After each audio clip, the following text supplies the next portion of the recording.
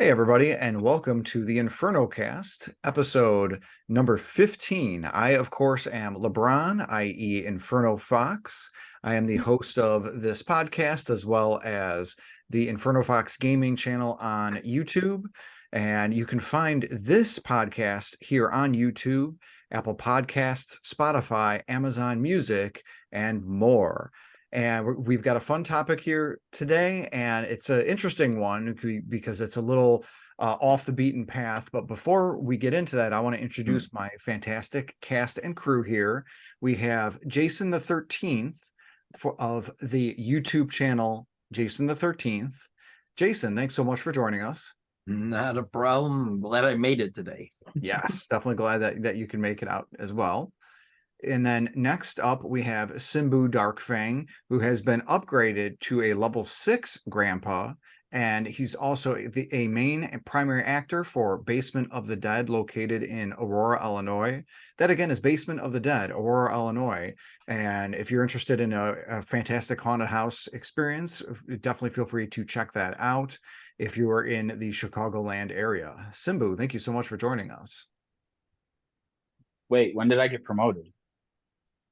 The best promotions are the ones that are surprise, where you get more responsibilities and no pay.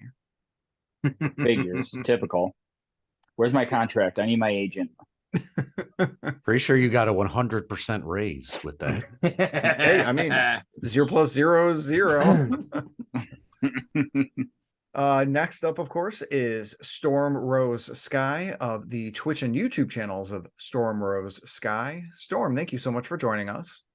Thank you for having me. It's a pleasure to be here. Albeit tired, but I did find out there is a form of tag for my PE class that I'm subbing for tomorrow that's based on Pac-Man. So guess what? I will Very be playing that. You definitely got to let us know how that went on next week's podcast, because I'm really curious on that. I will let you know for sure. So we'll Awesome. Next up, we have Astrimedes. He is a developer and co-owner of Second Place Games. Astrimedes, thank you so much for joining us. Thanks for having me. Much rather be here than my hellish daytime non-games day job. Totally agree. I think we all feel that way. And last but not least, we have my partner in crime, Jamie Owls 87. Jamie Owls, thank you so much for joining us. I'm glad to be back. I'm happy to be here again. And when I'm not playing video games, I'm usually reading. So right now I'm kind of in the real world. And for those that are interested in the audience and whatnot, Jamie Owls and I partnered together to release what's going to be coming out on this Saturday at 10 a.m.'s Inferno Fox gaming video. Which entry of the 2D Mario series is best? And definitely recommend that you check that out. And if memory serves, I think that's a Saturday. It's either what makes a good 2D Mario game or Jamie Owls and mine collab. Either way, it's going to be some great 2D Mario goodness that is getting in preparation and getting in celebration for Super Mario Brothers Wonder coming out later in the month. And sort of within that, let's move to our pre-discussion topic. And when I mean within that, not at all regarding that, what games are you guys currently playing right now? And Astrimedes, you kind of mentioned this before we started our recording. What you playing right now? Playing a few things right now. One interesting new pickup has been it's called Fear and Hunger 2. A game you have to remove the adult content filter from your Steam account to find.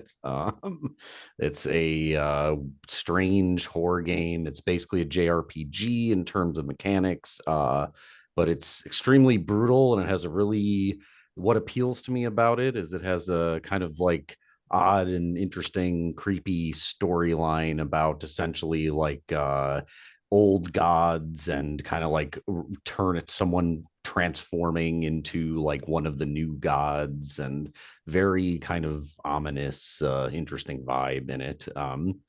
I don't know that it's so brutal that I don't know I can say it's like a great game I really enjoy playing, but the atmosphere is pretty unique. So that's been the most interesting thing I've been playing lately. Oh, nice. So in other words, when he went to look for it, he had to look over his shoulder to make sure his mom doesn't come in and get him with a belt for doing it. Some parts, yes. I'm always worried about my mom walking into my room. Some old habits die hard. Storm, how about you? What are you currently playing? Right now, I am playing Sea of Stars, which has been a lot of fun. Yeah, it's mostly focusing on that outside of the usual suspects like Fortnite. I've also played a little bit of Disney Speedstorm, but Sea of Stars has just been amazingly fun. A bit difficult, as you know, that I've texted and vented about some of the bosses, but I'm having fun going through it, and it makes me excited for Super Mario RPG, which is coming very, very, very soon. Yay. So there Yeah, you go. it's so funny with Sea of Stars how it kind of build itself as like the next Chrono Trigger, but it's really the more apt description is it's a mix of Chrono Trigger and Super Mario RPG. But it does it like so really just so well, and it's with being in the same world as The Messenger, which is one of my favorite indies, is fantastic. Simbu, how about you? What games are you currently playing right now? Well, the usuals. For a little bit of Fortnite, Disney Dreamlight Valley, Disney Speedstorm. Been playing that, heavily. And then I just started playing Callisto Protocol because it is a PlayStation Plus free game, one of the 3 for the month. So figured to give it a shot. So far, not bad. Granted, personally, I wouldn't have paid full price for this game. I would prefer my Dead Space over it, but for the price of 0, which is my entire salary for this podcast, not bad. Nice. And then I believe you had let us know on off recording that you had finished or you had beat Dreamlight Valley. Am I remember that right? I've beaten the main story so far, which does, once you do it, it does end up teasing the next set of Disney characters that will appear. I'm not going to throw it out there for anybody who's currently playing or wants to play. But then, of course, I've got, the level 10 friendships and quests for the different characters to still finish. So I got a few of them, but of course, real time. So some of them take multiple days to complete, similar to Storm's Animal Crossing. Gotcha. Yeah, congrats on that. And with it being an ongoing game, it'll continue to give you some really good content. And I know you'd mentioned that you're a huge fan of Disney properties, and it's really an interesting. I think at some point in the future, I wouldn't mind doing a topic about Disney licensed games because my assumption, my incorrect assumption would be that generally licensed games can end up kind of being crappy, but Disney's kind of bucked that trend and has done that even since back like in the NES days with the likes of DuckTales and Chip and Dale. And just from what you were telling me about Dreamlight Valley, especially some of the character depth that kind of goes along with it, like especially the dark routes that kind of it can take, really just shows how Disney often can give free reign to the creators. Yeah. As you get, some of in the offline group chat, I posted the picture of the warning that pops up in game, that tells you that it is about to take a very dark turn, and that if you are not in a good mental state, that maybe you might want to wait. It does give you the option to leave and come back, so it doesn't, oh, you got to just turn the game off, and then wait until you're ready. You can just go back to your little village and continue doing everything else. But yeah, it is probably one of the first games that I have seen that has done that at that specific point. Usually you get a warning with like Callisto Protocol, this game is a bunch of gore and blood and guts and may not be suitable for all players. But then you get to Dreamlight Valley and it's like this pops up towards the end of the game. It's like, that's interesting because normally your route is once you go past here, you cannot return, you can't go back. So it's like you have to continue forward kind of thing. But that's usually just, you're about to fight the final boss of the game itself. So it was definitely interesting.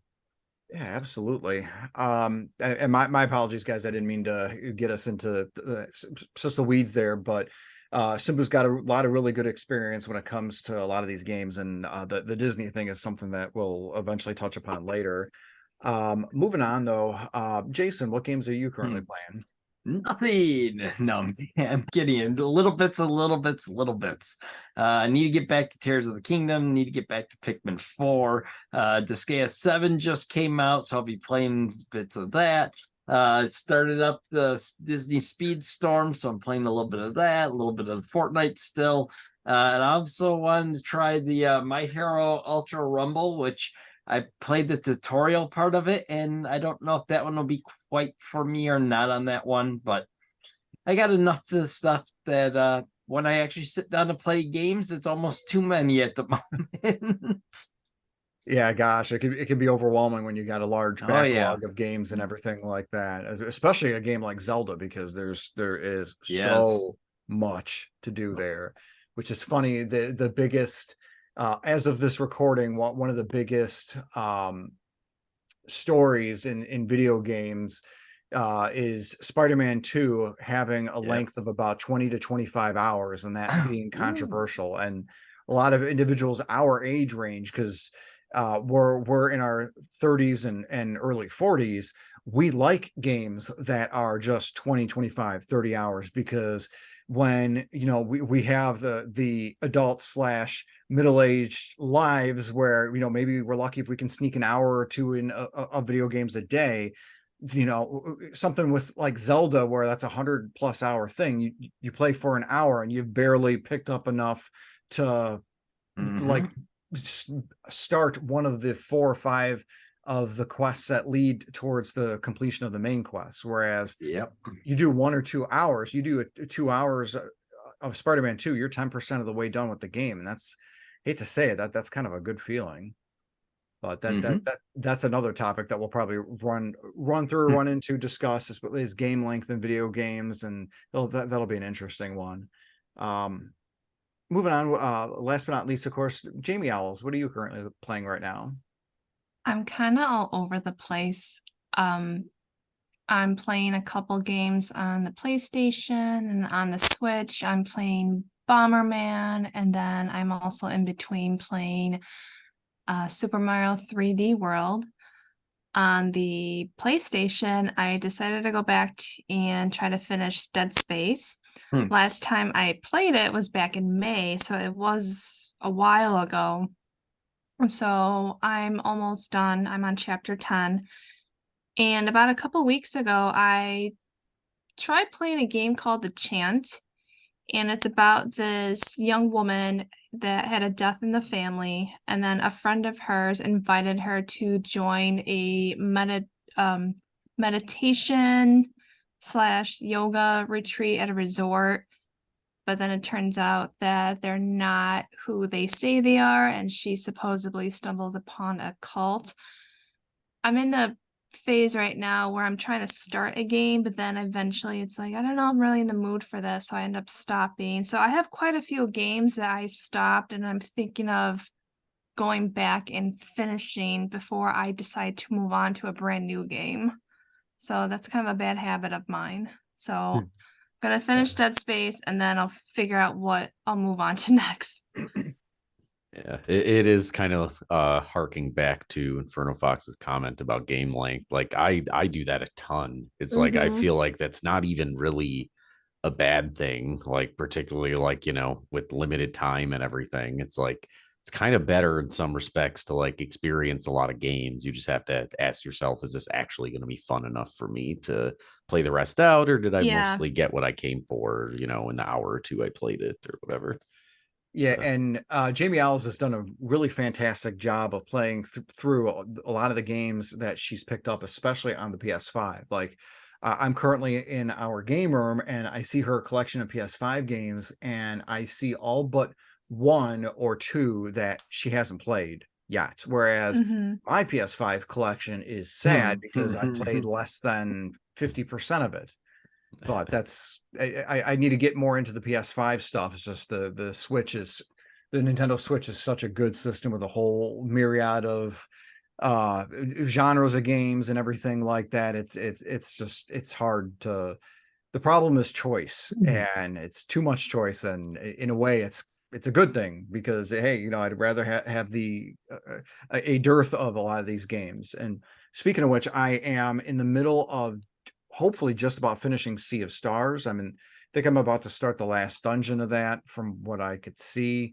And then I'm also playing F-Zero 99, which I was really happy to be able to have gotten first place on just one race. I think it was this past week or weekend or something, which I think it's the fourth or fifth of the Battle Royale NSO games, and it is by far the hardest of them. Where Tetris 99, I could win about 12 to 13% of the time. Pac-Man 99, I've only won twice. Super Mario 35, I could win about half the time, but no, F-Zero 99 is the real deal. But let's go ahead and get on to the main topic, which today's topic is this guy right here. It's not Mario Kart. We're not doing Impact of Mario Kart again. It is augmented reality, and I am holding here the Luigi version of the Mario Kart Live home circuit game edition. This is the cart that the player controls with the Nintendo Switch. While on the Switch, they see what is being seen on the camera and racing on the Switch like fake little Koopalings or Koopa Kids. And it's like the epitome of augmented reality where you can make your own tracks literally based off of where you lay these little track tiles at home. And you know, Mario or Luigi just goes across the track. And it's really interesting to just regarding some general stuff regarding AR. It's synonymous with mixed reality, but not to be confused with alternative reality or virtual reality. And again, as I kind of demonstrated, it's essentially a combination of real world locations with computer generated assets, often related to a specific location the user is currently playing in a game, whether the exact longitudinal or latitudinal location, or even just like physical location. Again, the latter being like this guy. So one of the things with AR is I'd be remiss if I didn't mention the company Niantic. All of us here, or most of us here, have played Pokemon Go, which of course released back in 2016. But a lot of the framework from that game came from one of their previous titles called Ingress, which released back in late 2013. The gameplay for Ingress is like a combination of geocaching and like capture the flag, and I think it's still going on to this day, but it's kind of been repurposed or changed up. Niantic's also released other properties like Harry Potter Wizards Unite, Pikmin Bloom, and there's an upcoming Monster Hunter version called Monster Hunter Now. Ludia Games also released Jurassic World Alive. It's so funny, out of all of those properties I just mentioned, all of them except Monster Hunter seem like they're up Jason the 13th's alley. I mean, Pikmin, Jurassic Park, even Harry Potter, and obviously Pokemon Go. Kind of the real quick introductory question is, have any of you guys heard of or played the game Ingress at all? I'd heard of it at never the played. time. I watched someone play a little bit. It sounds familiar. Yeah, I remember hearing about it. It seemed pretty interesting at the time. The people that were into it were very into it, and it was presented as kind of a cool secret club if you knew about it. That was my impression of it at the time. When Pokemon Go came out, I actually downloaded and played Ingress for a while. I could not get the big hang of that game. But when Pokemon Go first came out, it was using a lot of the same stuff as in Ingress. And in Ingress, you could see more in the map than you could on Pokemon Go. And it actually helped you in Pokemon Go at the start of the game. That's so funny. It's kind of cool how the servers and the locations and everything were married to one another in the beginning time. I remember Yes. that. Mm-hmm. One of my buddies and coworkers from one of my previous jobs, Ben, he really had gotten into Ingress, and when I told him about the Pokemon Go thing, he's like, "Oh yeah, it's all the same locations and everything as this game." Yep. Kind of this is more like a positing type question, like. Do we kind of consider AR the poor man's virtual reality, since the cost of entry for VR is so prohibitive and expensive? I would argue no, because I think it does something different. Like the kind of all like the classical definitions of augmented reality seem to boil down to, classical for something that's 10 years old or whatever it is now.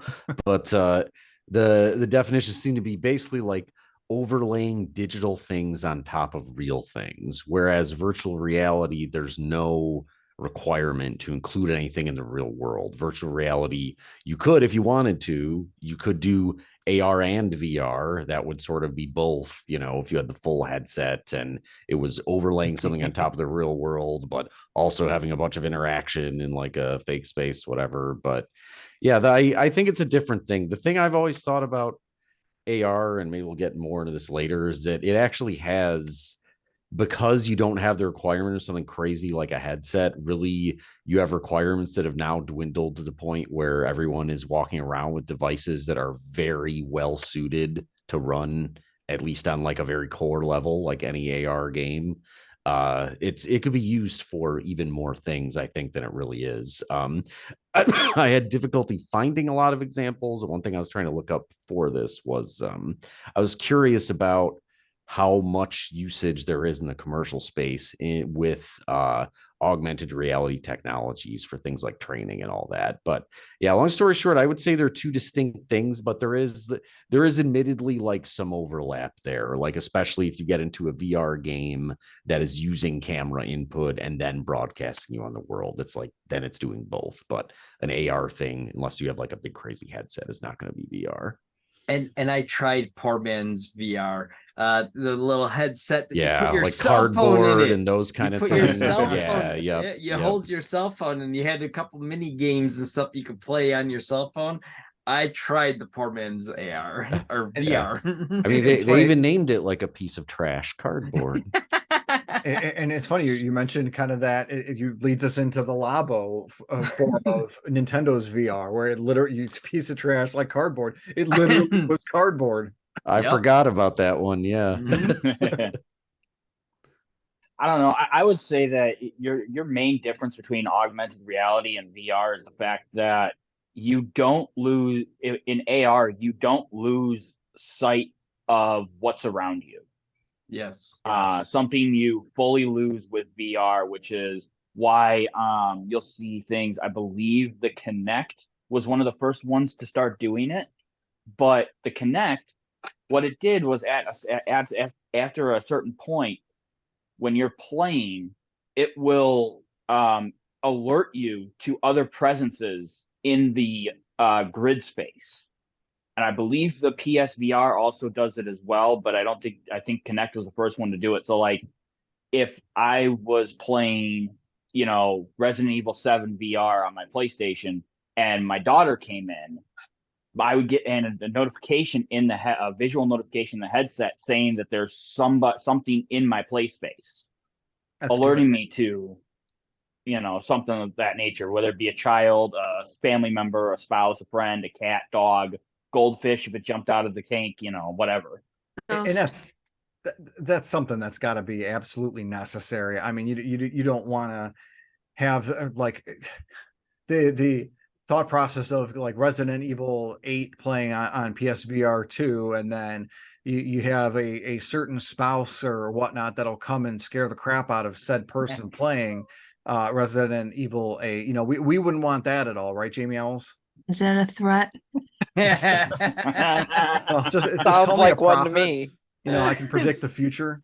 What do you It's like, mean? and that is the difference. It's like VR is like you're inside the game world. AR is like the game world is on top of the real world, and you never leave the real world. You just You, barf game stuff onto it. you mean the Nintendo Virtual Boy didn't have those sensors in it?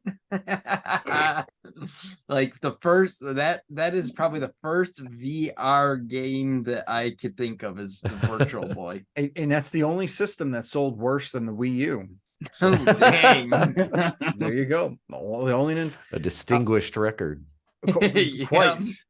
Yep. One of the things that a lot of the meta sets, especially like MetaQuest Pro, prides itself for being both a VR and an AR set, where imagine you're in front of your computer station and you've got two monitors, and you put your headset on, which is essentially like a big old pair of scuba goggles and Mhm. everything like that. And now you can work at your desk and have a second or third monitor or a fourth Yeah. monitor, and that way you can be, you know, do additional work and everything like that. The Well, cell you is want to cool kill yourself sounding. 4 times as fast. Exactly. Break your neck. Jesus. The thought and the thought and the idea of that might sound good, but from my experience on the execution and actually seeing it run by individuals, is the fact that like the additional monitors that it pulls up aren't perfect, and tasking is difficult with it, but that all could be easily designed out with software and updates and stronger sets, because of course like the MetaQuest Pro 3 just I think either released or pre-orders just went out for it. And what's funny with I want to get back to AR, kind of the AR bit on that. And it's funny how we mentioned the Virtual Boy, where Nintendo keeps kind of like dabbling in it, seeing where the market is, and it's like it's not quite there yet, especially with like, yeah, honestly, the Labos. I think the Labos kind of a joke, where you have cardboard you're going to put together to make a headset. Like, it's that whole playing with imagination and the ingenuity of it, but in the end, you're playing with cardboard. So, you know, I mean, imagination is one thing, but you know, video games should be able to take you all the way that you know a cardboard box wouldn't. Another is the fact that even the 3DS had its own level of that, but that of course is the augmented reality through the cards that they had. So Jason the 13th, that's kind of a question for you, because I know you had a 3DS. Did you use the AR cards at all? You know, I think I had just a very few handful, and I remember trying to use an Excite Bike one and a couple Mario ones, and that was about it. Yeah, I see. I had some, but I didn't really use them myself as much, because Yeah. the 3D, yeah, the 3DS had the cameras, but they were really low res. They'd be used to scan and have mini games like golfing and fishing, and they'd be usable in titles like Nintendogs plus Cats, to get Nintendo outfits for animals. Yeah, never used any of those. In true Nintendo fashion, it really is more. It was more of a gimmick than anything, and it didn't lead to anything like fantastical in my opinion. So like, I mean, one of the cool things was like face raiders. I think was a neat little thing where you could have like Yep. the little balloons of people's faces that you could like Mhm. shoot like a shmup. And then I think there was like a photo dojo was another one where you could take pictures of people and literally make a fighting game.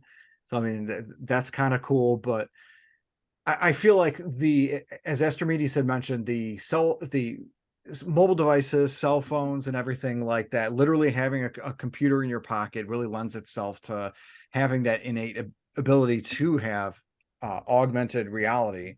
And I kind of want to have like a open discussion in regards to kind of the elephant in the room with this, and that is Pokemon Go.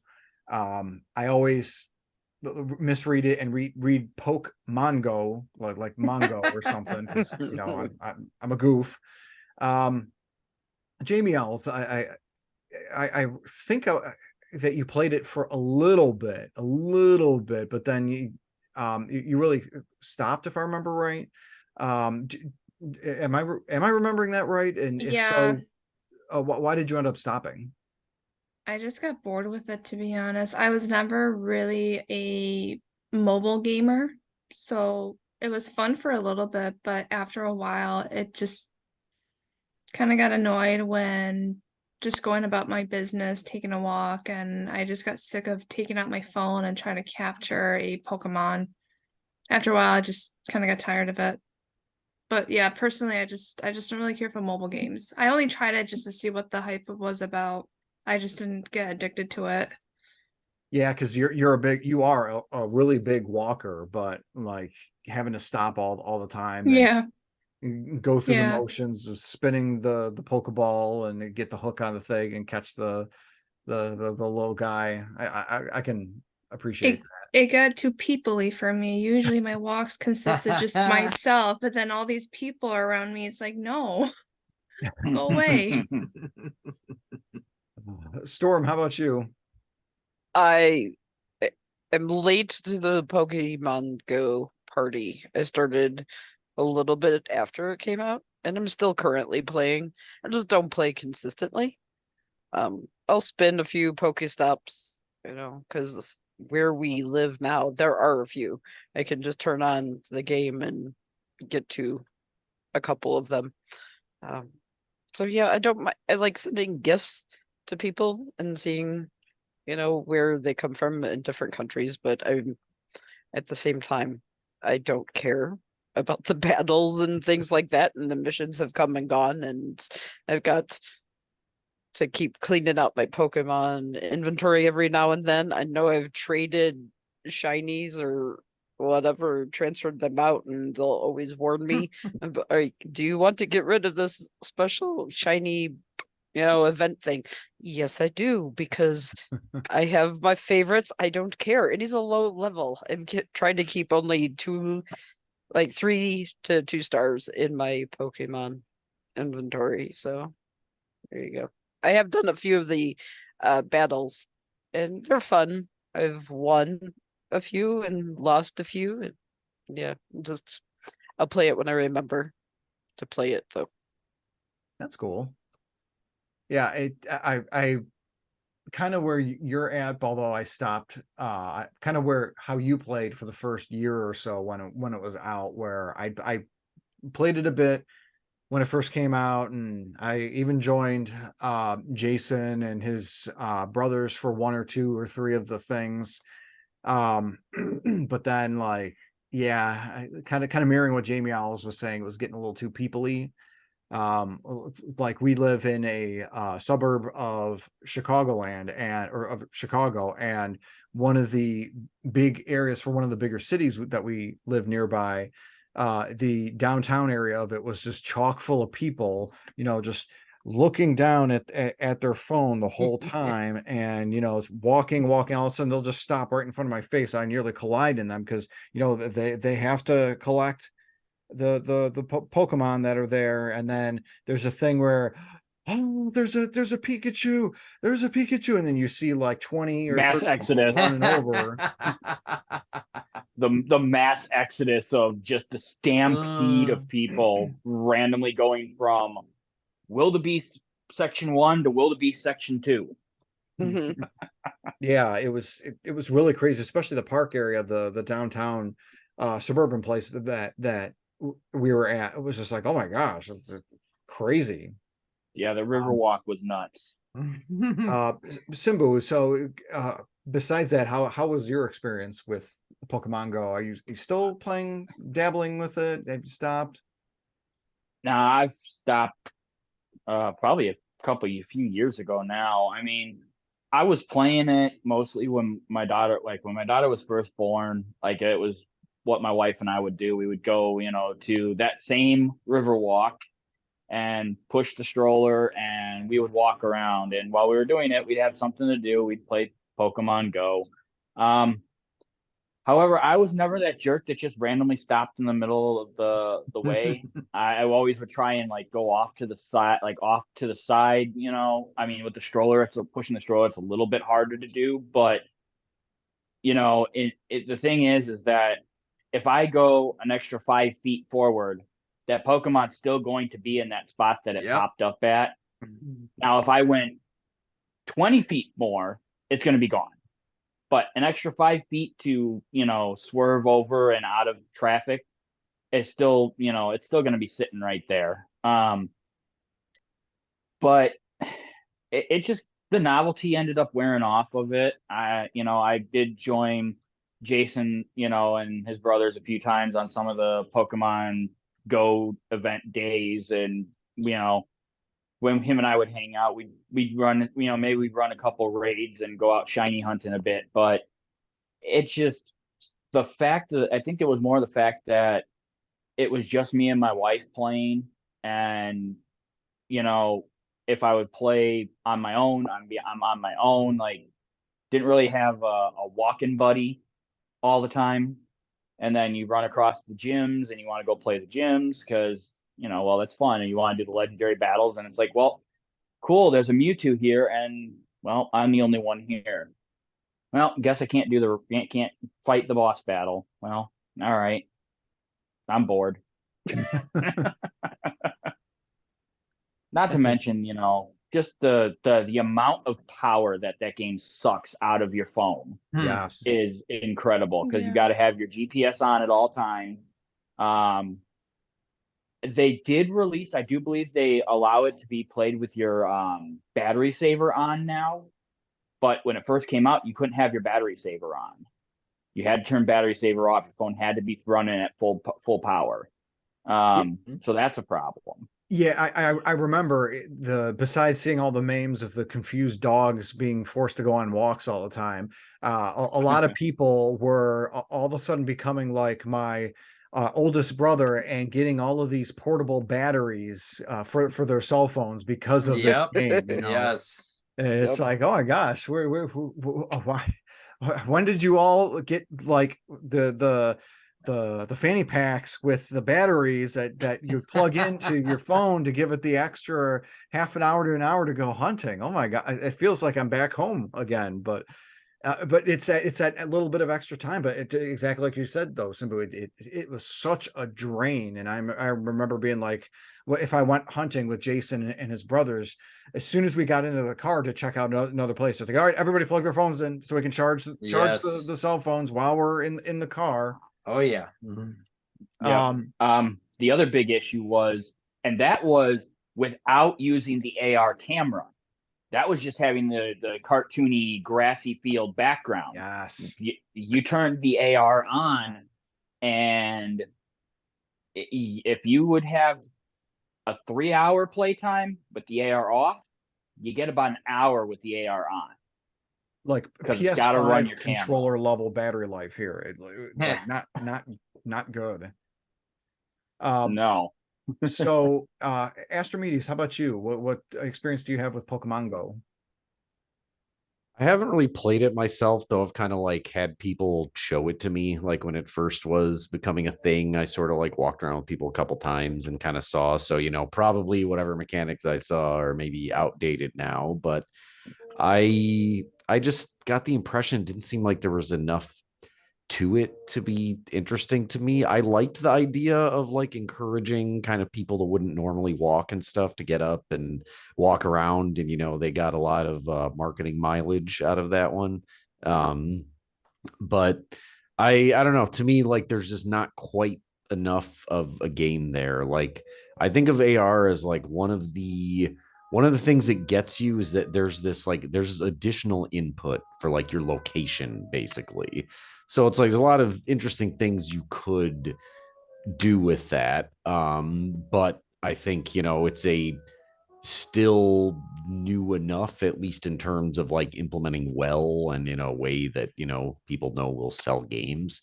To where it's kind of like I feel like we're still seeing pretty kind of safe, simplistic usages of it for the most part. But yeah, Pokemon Go itself, it was an interesting idea.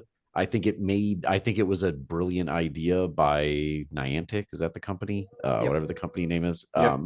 I think it was a brilliant idea by them to pivot Ingress into that, because Ingress, the impression I got of Ingress in terms of like audience was Ingress appealed to weird kind of like engineer, technical minded sort of people more so than your casual like Pokemon Go audience. So I think like if you look at the two games back to back, it's interesting to see that for Niantic, it's like, okay, let's take this technology we developed and take it from this weird niche thing to like literally the biggest mass appeal thing we can think of. We'll attach to Pokemon, and then we'll actually make it like a bit, simpler or whatever. Only going by, I remember like the hacking being a bit weird of the portals somehow. There was from Ingress, I want to say it was kind of weird mini game stuff going on, which sure there is in Pokemon Go too. And I'm sure Ingress is probably overly simplistic also, but at least in terms of like market appeal, that was kind of how I saw things.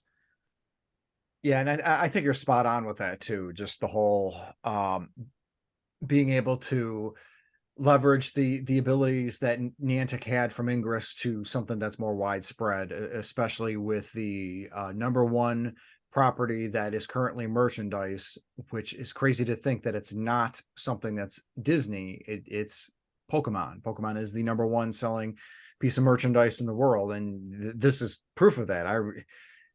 While we were kind of discussing, it kind of reminded me of hearing the stories of people, I think, shooting others because they were walking in their yards looking for Pokemon. I mean, for our audiences that listen to us in other countries, because you're out there and we appreciate you. Remember that we're in the United States and everybody has a gun, so that was a real thing. But it's interesting that they. I think it was more people getting hit by cars or walking into parked cars. I believe that I do know what you're talking about. There were a couple of those, but it was a lot of it was people walking into traffic because or driving while playing. Oof. Yes, that was the big one. Yeah. Was that it was walking into traffic and driving while playing, which Niantic did I do like what Niantic did was they stopped people from being able to do that by adding you're going too fast. Yep. But then that irritated a lot of people who couldn't, like maybe they're disabled and they can't walk, so they would, hop on the public transportation and just ride around the city on the bus and play the game. So, as a passenger on a road trip, I have played Pokemon Go, and we'll have to hit that. I understand. Often, right? Yeah, that I'm not driving. I'm going too fast, and you have to confirm that you're a passenger. Like, yes, I understand. I'm not walking at 60 miles an hour. And you can barely get anything. So, like, if you just time it right, if you're going highway speeds, but mostly I would use it for like local on off. But sorry to interrupt, but I had to throw that in. I've used it for. I was wondering the same thing about passengers actually, so it's interesting you mentioned they do have kind of an override for it. It sounds like there's like a speed cap that when it's using GPS, like if you go too fast, you basically get absolutely nothing to show up. Yep. Yeah, that's another aspect of it. The Pokemon appear less. Whether you're a passenger or a driver claiming you're a passenger, it's going to do the same thing. Yeah, and even then, real quick, even then, and Storm, I'm sure you can attest to this one. Even while driving, you have a very short window to catch anything that you click on. Because of the location tether. Yep. And even getting it if you're at a stoplight, which is when I would be able to spin some Pokestops that we stop right next to.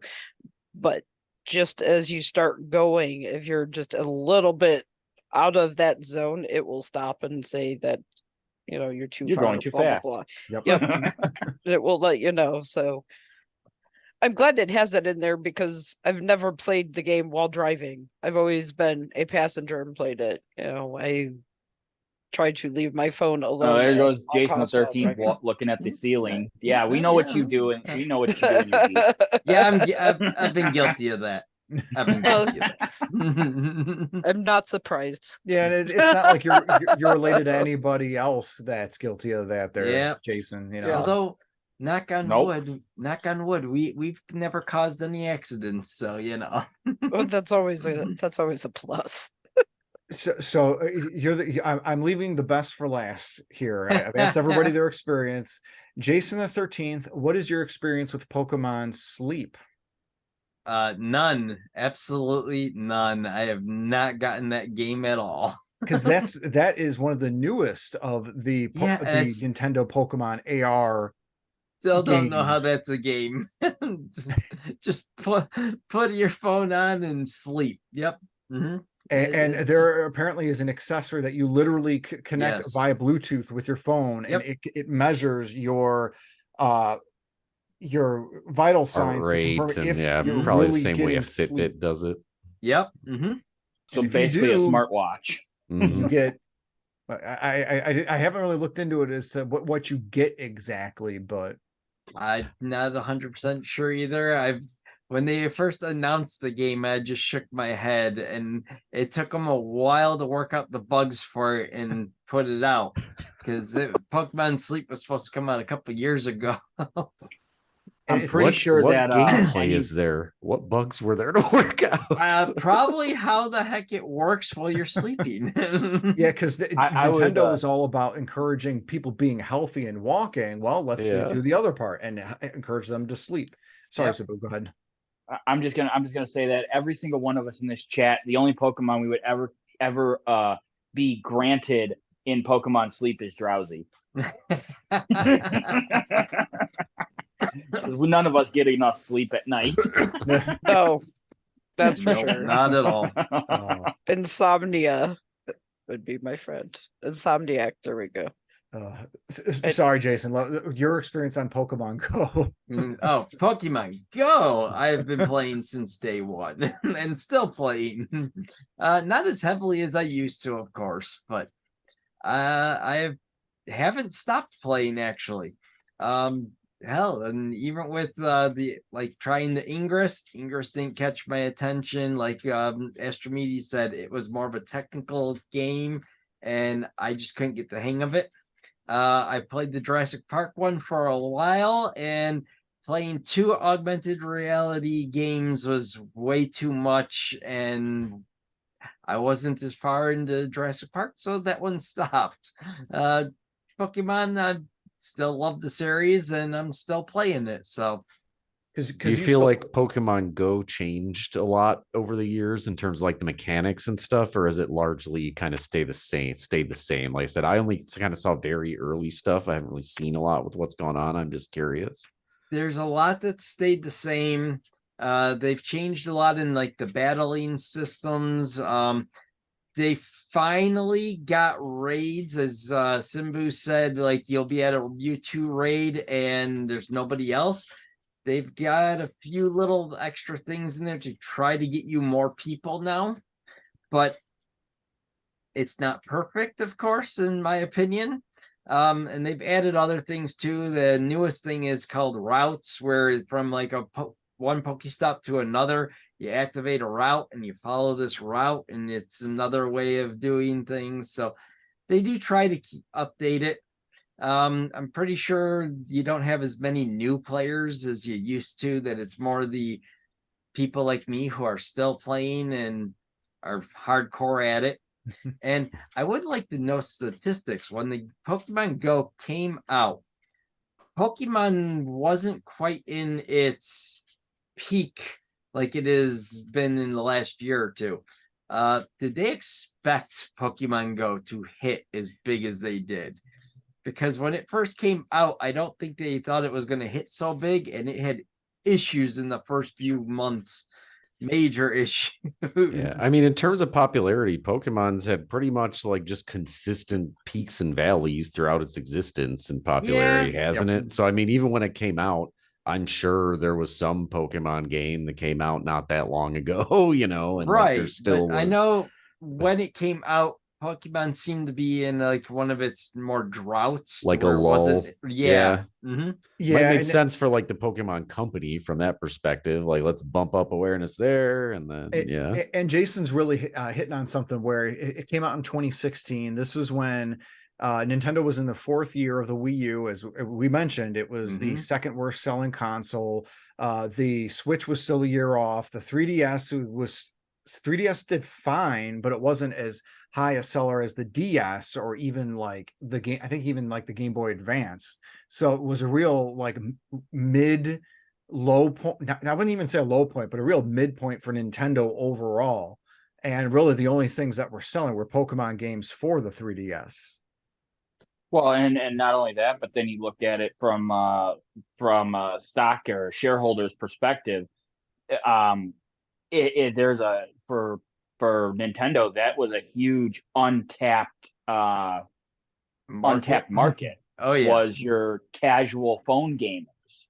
Is that when You Nintendo know? first started doing that? Come to think of it, I know they've kind of like they've had some dalliances into mobile apps and stuff yeah. before. I remember So- the Mario game and stuff, but It begs to mention that, as Simbu mentioned, it's kind of Nintendo encroaching that market, and they saw positive gains, but then they lost all the gains when the stock market got wise and realized that Nintendo didn't make Pokemon Go. Pokemon Company didn't make Pokemon Go. Yep. Niantic made it. So all the gains Nintendo got in the stock market would immediately receded when they got wise to that. But you're absolutely right, Astrimedes. It's like the first time that a Nintendo / Pokemon / Game Freak owned property was on a cell phone, and which would honestly was a good thing, because it showed, okay, it's Nintendo, you know, they're the old gaming dinosaur. They're willing to be able to move into the mobile gaming space, which now fast forward 7 years, mobile gaming did not end up replacing video games like a lot of people were thinking. A lot of people thought that was going to happen, which thankfully it did not happen. Yes. But then comes iPhone 15 and completely destroys all consoles. Oh yeah, right. yeah, we'll see.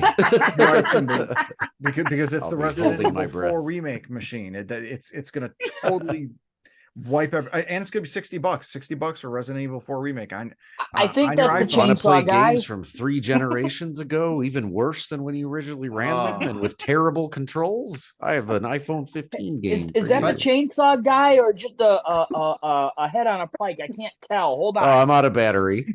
But remember, it has game. some titanium in it. That makes it all worthwhile. So I just did a quick Google it, and Pokemon Go peaked at 232 million active players in 2016. Oh, Is that round? I'm assuming that's around the world.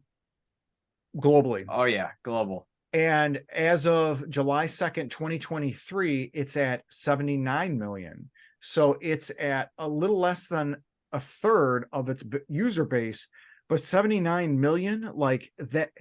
If I'm remembering right, World of Warcraft wished it would have that many people, because I think World of Warcraft has 40 million people. Am I right? Most importantly, though, now they did change free to play to some extent a while ago, I think up to a certain level, but like it's a very different model. Free to play game, you need like 1 billion times the number of players for a game that users paid anything up front for to make any money. So it's like, it's interesting that the numbers have to be super high. Now, I'm sure they made a ton of money. Obviously, those numbers are well high enough to be in that range, but it's just interesting to keep in mind when you hear active player counts.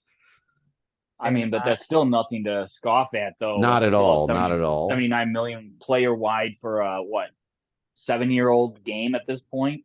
Yep. Yeah, agree. 70, I wasn't 79 minimizing million. it. Yeah, that's which again, I had to pull up the charts. World of Warcraft has about 1 million people daily that play it. Pokemon Go is about 5 to 6 million.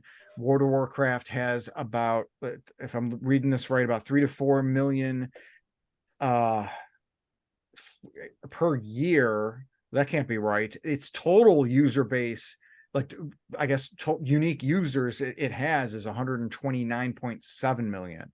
But that's like if you played it in if you ever played it, yeah, essentially. in 2004, but you stop playing it, you're going to be one of the 129.7 million. Well, my question is on that 3 to 4 million per year. I'm wondering if that's if they're basing that on active users or new users or new character user creation. Active players. Okay, because I mean, you could really fluff numbers if the 6 of us or the 5 of us decide 6 of us decide to create 4 characters apiece. That could really puff those kind of numbers. Yep. It's- Yeah. you always put To the earlier point though about like their total player count, total active users, almost every one of those players gave them money, even if they never logged back on again. That is true. Versus Pokemon Go, I would imagine it's a comparatively very, very small percentage. I don't know. Have you ever seen that YouTube video of the old Japanese man with the 50 phones attached to a bike? I mean, he had to fluff the numbers. It's free to play. There's whales, right? they're basically counting on those guys. It kind of reminds me of the bank of switches with Animal Crossing that Yep, Storm was telling us exactly. about. Exactly. Related, did you guys hear about the Hypercube someone made where they hooked up 4 game cubes to play Final Fantasy Crystal Chronicles? They use game cubes and a Game Boy adapter to push the Game Boy input through and create a networked version of the original Crystal Chronicles that they could each play from across the world or whatever. They gave it a good name, the Hypercube, because it's 4 game cubes. Nice. That's awesome. And it's sad they need to do that because the remake that they put out for that is hot. I read all about it. Yeah, they did that because of their dissatisfaction with the way multiplayer advancement is handled in the new game. Yep. Wow. Yeah. But real quick, did you guys hear though? Some guy got doomed to run in the mud puddle in his backyard. Yep. Every day there's a new device that runs Doom. With no electricity whatsoever. That Doom is now run running that in on this guy's some mud coffee puddle. makers. Yeah. Literally, I wouldn't be surprised if you could get it running on like Mr. Coffee. Oh yeah, the whole AR thing. It's really interesting. The point of entry is really easy considering we all have smartphones. One last question while we wrap things up, and we kind of did this for a previous topic. What franchise would you like to see to get you into AR if you aren't really into it, or what franchise would you like to see to really play it? And you can name any of the franchises, and I'm going to stick with my indie franchise where I walk and I can be in the Boyhood world, and then I'll walk and then I'm in Juno land and I can get Ellen Page's character pregnant. That's the AR game that I want. And it can be even designated across the part of the United States. Like, let's say I'm in Texas. I'm in Western Texas. Oh, now I'm in the last year of the boy's boyhood part of his life, and he's on his first day to college, and he's smoking joints in the middle of a canyon. Like that's the AR game that I'd want to see. Astrimedes, what AR game franchise do you want to see? Let's see. I don't know. I keep so not necessarily something I would want to play, but I almost like the idea of taking a character like Bob the Builder or something and making a game that literally teaches you useful like handyman skills using AR, because that's very achievable if you can put something in the real world, kind of like broadcast, require you to have sort of real things, but I think there's an interesting market for, and it is being used in some commercial stuff, but I think you could actually bring that over to the consumer world because people suck at knowing how to do things. So if you give them a more interactive experience to kind of teach them how to do something, maybe that could be interesting. So we'll attach Bob the Builder to that one. Because I'm gonna say how-to videos on YouTube are extremely popular market. Yep. I myself have learned stuff how to do stuff around my own house. Of course, it's by the only watching reason I how-to can do videos. anything in terms of that stuff is YouTube. Yeah. Yeah, I totally agree with you. That's a really intriguing way to leverage and take advantage of AR. Jason, how about you? What sort of AR thing would you like to see? Trying to think of how, like, I've only played like the couple AR games, how a game would work as well, where I think the reason Pokemon Go works and like the Jurassic World works, and I could see Monster Hunter working, is that you have an infinite number of things you can go collect and battle. So if you limit it to, say, only a Batman game, I don't think there'd be enough for an AR. Now, if you did a superhero world where it's not just Batman, if it was every superhero, Batman, Superman, Justice League, everything, or even if it was Marvel that did it, to where as you traveled, you'd hit different characters or different villains and stuff, that it needs enough in there to make it. Like, I haven't played the Pikmin one because the little bits that I've seen of it, it doesn't intrigue me enough. It's like you're walking paths and like collecting Pikmin, and you really aren't doing anything else really from the looks of it. But it needs something to, it just needs more than just a little amount. Where as much as Inferno Fox's lovely little dream of a 80s movie. No, I didn't say 80s. I said indie movie. Oh, okay, indie get all movies. these indie movies. You can. I don't think there's enough fluff in there to make a big enough game. But the So indie something movies are like- meant to make you think. That's true. But something like a superhero world, or again, I love Transformers, so if they did Transformers one, that would work too. But something like that where it has enough to hold the attention, to where it needs a bigger world, basically. Yeah, I definitely agree with you. Where there's got to be a fun gameplay loop, as even Astrimedes said, where you've got a usable concept to where you can actually apply to real world, because this, of course, is connecting digital to real world concepts. Jamie Owls, how about you? What sort of properties would you like to see in an AR related game, or would there be any at all that would get you to do that? And it doesn't even have to be a cell phone. It could even be. It'd be a Yoshi game. Yoshi, yeah. I thought about maybe something like a Care Bear related. Care Bears or My Little Pony, something like that.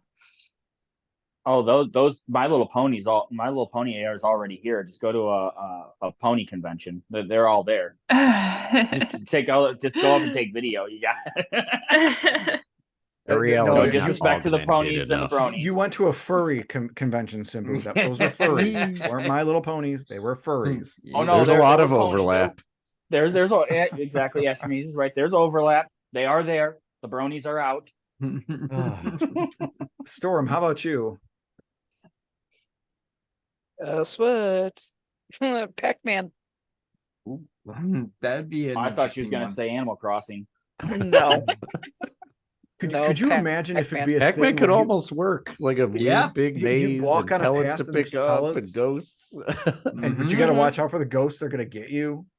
Yep. That would be an interesting one. And could maybe have- there's a you way wouldn't- they could merge like a horror concept where like it really takes the camera and you pan the camera to the ghost and it's really this big freaking scary banshee looking thing and it goes overtakes and your phone goes red. or Just for something. Halloween. Yes, just for No. Halloween. You know what actually would work really good with that Pac-Man concept? If you could do the Google glasses with it. And instead of having to look at your phone for it, you see it overlaid in the Google glasses. Now Mhm. that would be fantastic. I mean, it would work if Google Glass ever actually became a thing and didn't get discontinued a year after launch. But yes, that I Well, totally something agree with similar you. to that. Yeah. I think Yeah. AR, if you could do something like that, AR would be probably one of a huge market. Yeah, we'll see something like those Google Lens things again at some point for Oh, sure. yeah. because it's going to recycle. I mean, people don't really come up with new ideas; they just reinvent same existing ones. Well, Apple particularly with has My a Android mullet, phone technology. yeah. has the Google Lens on it, so Simbu, how about you? What property would you like to see have an AR type game? Oh, Kitty, sorry. Mhm. wow. I get promoted, and then I take second place to a cat. Awesome. We're on the internet. I know, right? I would say I would love to say Ghostbusters, but we have already had a Ghostbusters AR game. Yep. And that one flopped horribly. However, I honestly would like to see it come back in some kind of a new iteration. I think it would be a lot. I think, if they could, again, with the same idea with the Pac-Man, if these Google Glasses things would, somebody would invent the Google Glass thing and could make it work with the Ghostbusters, where all you have to do with your phone is hold down on your phone, to activate your proton pack. I think that it would be a fantastic thing. But it would be kind of fun would be maybe a Lego AR. Kind of surprised That could that's be an never been a interesting thing. Yeah, it's not a bad idea. Location and physical location factors in a lot. Easy to get things that could kind of act as bricks. Yeah. Or a Minecraft AR. I'm surprised that's not a thing. Apparently, Lego AR is a thing. It's called the Lego Technic AR app. Interesting. Don't know that one. Don't know that. And then there's also the MetaQuest 3 that I mentioned earlier, has you able to play a VR version of Legos, not related to Lego Technic, but yeah. Gills. Interesting. So that's our general thoughts with the AR thing, and of course the best idea was the indie idea. No, it wasn't. I actually like Astrimedes' idea, where you can augment the really have the AR work for you and work with you, and maybe even marrying that with the ideas that Simbu had given, where when, and it's not going to be if, when a Google Glass type system comes out that will actually be not restrictive or prohibitive, it'll really help to guide people to be able to do daily functions and have a lot of fun, such as proton packing and getting chased down and murdered by ghosts. I want to summon Bob the Builder and have him demonstrate how to fix my washer for me on the washer. Absolutely, and murder those ghosts if you can find a way to hack both games together, or have them get murdered by ghosts. There's going to be a Nightmare on Elm Street scenario coming up. People dying from these Google Glasses things. It literally could be people with heart attacks and whatnot. Astrimedes summons Bob the Builder, and he just turns around and just hammers them. Can we fix him? No, we can't. So thank you again so much for my wonderful cast and crew joining us as we had a really good active discussion about this interesting topic. Cast again, we of course have Jason the 13th. You can catch him on his YouTube channel, Jason the 13th, for like Tears of the Kingdom, Pokemon gameplay. Jason, thank you so much for joining us. Not a problem. I'm glad I actually had to make it. It was a long day today. Yeah, those 12-hour days will kill you. Oh my gosh, yes. It is definitely catching up to me. And next up, of course, Jamie Owls 87, my partner and partner in crime. Jamie Owls, thank you so much for joining us. Thanks for having me. It was always a pleasure. Simbu Darkfang, our level 6 grandpa, probably will be back to level 5 next week. Main actor for Basement of the Dead. Thank you so much for joining us, Simbu. I'm retired. That's why you're a grandpa. You are retired. That's right. Very good. Always a good time, guys. Always a good time. And Stormrosesky of the Twitch and YouTube channels Stormrosesky. Storm, thank you so much for joining us. Thank you for having me. It was fun, and look forward to next week. Any more videos coming on your YouTube?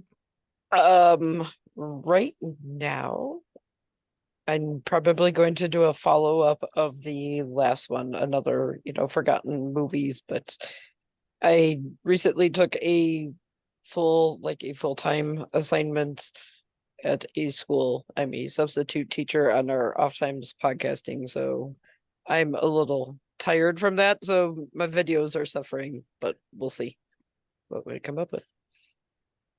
No worries. Yeah, definitely looking forward to the follow-up additional content on that. And last but not least, we have Astrimedes, developer and co-owner of Second Place Games. Astrimedes, thank you so much for joining us. Thanks for having me. Happy to be here talking about Bob the Builder much more than expected. Yeah, absolutely. If we can reference Bob the Builder once in every podcast, we have done our job. All righty. And of course, a big thanks to you, the viewers, listeners, and joining us on the various platforms. We appreciate it and hope that you can catch the next one. Thanks again.